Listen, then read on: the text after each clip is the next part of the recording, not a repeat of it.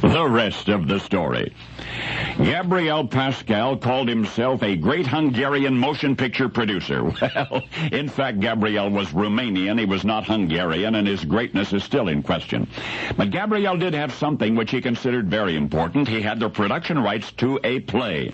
And this play, he was determined, must appear in a musical setting on Broadway. Well, the undertaking would require the participation of experts. So Gabriel appealed to the highest musical theatrical court anywhere, the distinguished duo of Rodgers and Hammerstein. Gabriel's proposal was greeted with skepticism. In the first place, this play was a drawing room comedy. How might the walls of the drawing room be torn down, allowing the play to unfold in an atmosphere that suggested music? That was one problem. Worse, however, was the fact that this play was devoid of romance. If anything, it was a non-love story.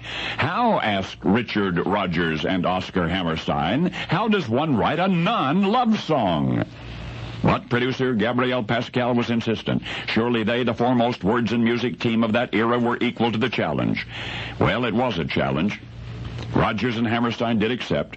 They labored for more than a year, discussing and reconsidering material and writing and rewriting and rewriting until the wastebaskets were full, but nothing remained. And at last, a frustrated Oscar Hammerstein called Gabriel and said it cannot be done. Just too many inherent difficulties. The project was impossible.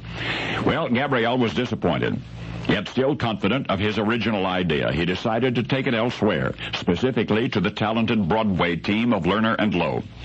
Well, as Richard and Oscar before them, Alan and Fritz were reticent, and yet the prospect of succeeding where the great Rodgers and Hammerstein had failed was just too tempting. Al Lerner and Fritz Loewe said they would give it a go. As usual, in beginning a new musical, they met regularly. They talked incessantly. The more they talked, the less promising the project seemed. For indeed, the characters in that impossible play talked incessantly as well, and there was simply no room for music.